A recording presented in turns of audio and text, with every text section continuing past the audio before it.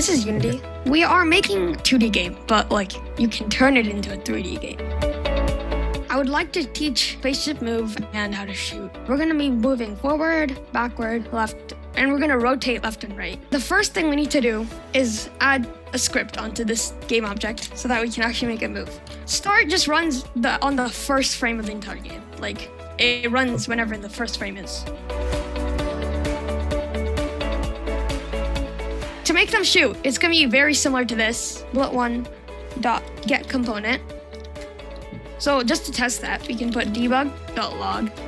Yes, there we go. They're all destroyed. There's a camera icon. If you select hierarchy, you can actually see what it sees. There we go. It's 3D.